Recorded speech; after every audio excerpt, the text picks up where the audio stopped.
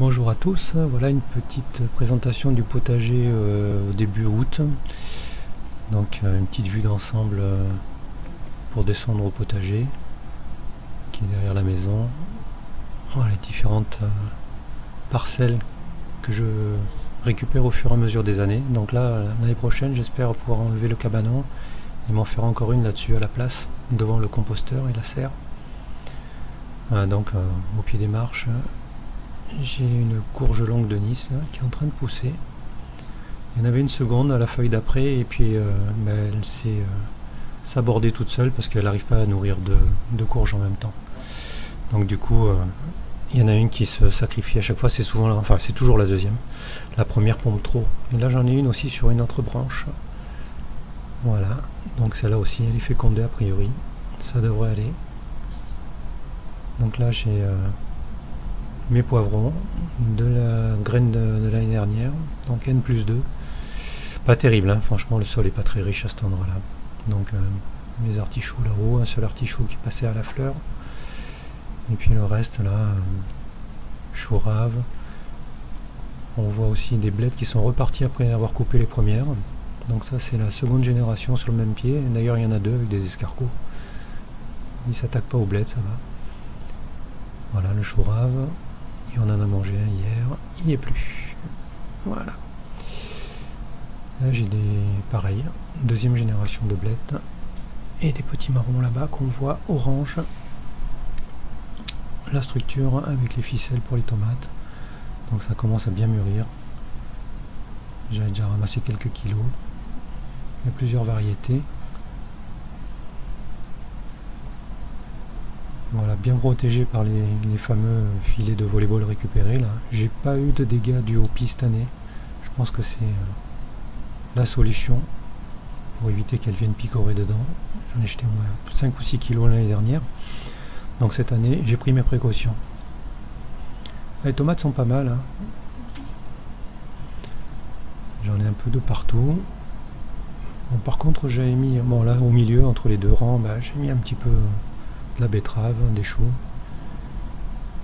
J'ai mis des... Voilà, ça c'est deux tipis de haricots rames, des haricots verts. Et ils étaient tellement longs que je les ai fait aller sur l'autre structure. J'ai fait un petit pont. La structure que j'ai déplacée, j'avais fait en début de saison sur une autre parcelle. Et là j'ai refait encore une fournée de haricots verts qui ont très bien pris d'ailleurs. Bon voilà, ça c'est mon terrain de base. Là je l'ai quasiment pas travaillé, donc vous voyez, ouais, c'est pas du tout du bon terrain, quoi. Enfin de la bonne terre. Donc il va falloir vraiment que je travaille dessus, parce que là franchement c'est pas terrible. Voilà, donc les haricots que j'ai plantés au pied des tomates, qui ont du mal à grimper d'ailleurs, c'est bizarre. Peut-être qu'ils se font concurrence, du coup moins de nourriture pour les haricots verts. Voilà. Donc il y a de la tomate, en veux-tu, en voilà. Les haricots sont sortis en 4 jours, malgré le paillage, quasiment 15-20 cm. Ils sont sortis en 4 jours. Il fait assez chaud, je pense. Et là j'ai des fleurs qui poussent toutes seules. Et je me retrouve avec des abeilles poilues dessus. Je pense que ce sont pas des abeilles sauvages à mon avis. Je pense que ce sont des abeilles domestiques, entre parenthèses. Voilà, donc mon carré de potager, 180 par 160, mes deux Oya fabriqués il y a quelques temps. Bon, je les ai pas encore mis en place. Une salade qui a poussé, j'ai laissé monter à graines. Et la patate douce, alors je ne sais pas s'il va y avoir de la patate, mais en tout cas il y a de la feuille. C'est impressionnant. Au milieu de tout ça, je me retrouve avec... ouais, ça transpire, ça transpire. L'année prochaine, je les mets en place. On verra bien ce que ça va donner. Je pense que ça marchera. Je les mettrai dans le carré, je pense. Donc on voit de la pomme de terre qui sort. Voilà, donc ce sont des pommes de terre à partir de la graine. Je ne sais pas ce qu'il va y avoir dessous. On verra bien. Et là, ce sont des betteraves bicolores, de belles betteraves, de très belles betteraves même. Il y a de quoi manger dessus. Et puis voilà, c'est C'est impressionnant. Et là, c'est une tomate, en fait, un gourmand de tomates que j'ai planté en pleine terre comme ça. Ça pousse tout seul. Bien arrosé. Et là, je me retrouve avec 3 rangs de poireaux qui ont pris. Je les ai repiqués il y a quelques semaines.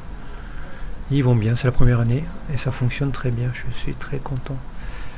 Là, il y a de la courgette longue noire, maraîchère. Avec encore des tomates, je ne savais plus où les mettre. 54 ou 56 pieds. Là, on est sur ma structure à courge, à double étage. Et donc là, sur le troisième, enfin sur le deuxième étage, il y a de nouveau 2 courges longues de Nice. Et la deuxième, à mon avis, va avorter. Parce qu'en fait, il y a déjà la grosse qui est sur celle-là, la plus grosse de toutes, qu'on va la voir. Voilà, elle est là. Elle commence à passer à l'orange d'ailleurs. Elle doit faire au moins 10 kg, 80 cm de long. Là, je pense que ce sont des Jack B. Little. J'en avais récupéré une, enfin des graines en tout cas, j'avais essayé. Voilà la bête. Donc là, je la mangerai cet hiver et je récupérerai les graines dessus comme j'ai fait l'hiver dernier sur une que j'avais achetée. Voilà, donc il y a quand même un envahissement au premier étage. On attaque le second et il y en a au rez-de-chaussée. Là, c'est une petite aussi, pareil. Alors verte foncée parce que j'ai aussi une vert clair, on va la voir après. Celle-là est un peu plus petite. Sur une autre branche. Et voilà la verte claire. Alors je ne sais pas pourquoi vert foncé, vert clair. J'ai dû en récupérer de 2 courges différentes. Voilà, elle doit faire dans les 5-6 kg celle-ci. J'ai récupéré aussi des graines. Voilà. On verra au goût ce que ça donne. Bon, celle-là par contre, elle a avorté. Et c'est une... oh, j'ai plus le nom. Dommage d'ailleurs parce qu'elle était très bonne au goût. Une courge muscade, voilà, je cherchais. Voilà, ça c'est des blettes, du chou rave, des navets, on les a déjà ramassés. Et là c'est la structure à concombre. Il y en a un qui s'éclate. Et la structure fait à peu près, je sais pas, 2,80 m, 3 mètres. Voilà, et au pied j'ai mis, on va voir des haricots verts qui commencent à donner, qui montent pas très haut, ouais, on les voit là en passage. Donc je fais double culture. Ça c'est mon porte-graines qui commence à passer au jaune.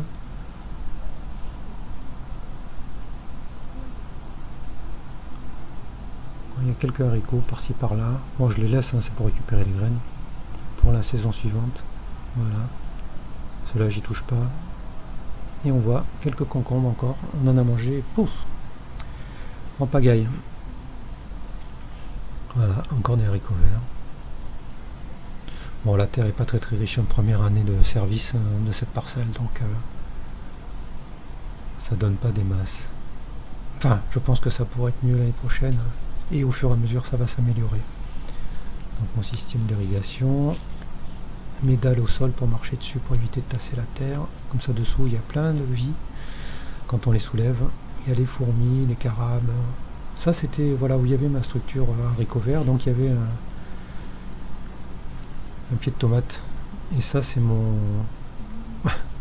mon figuier qui poussait à un endroit qui ne me convenait pas du tout, donc je l'ai transplanté ici et voilà, et il est parti. Là toujours les courgettes noires maraîchères, donc 5 pieds qui m'a nourri depuis qu'elles sont plantées.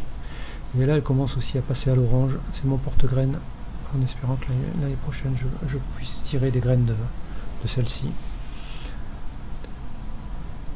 Bon, quelques tomates avec le cul noir, manque d'eau je pense, mais pas beaucoup encore cette année. J'ai veillé à un bon arrosage. Là, on voit il y a des cœurs de bœuf un peu de partout, c'est impressionnant ce que ça donne. Et donc ça c'est la verte claire qui commence à passer à l'orange.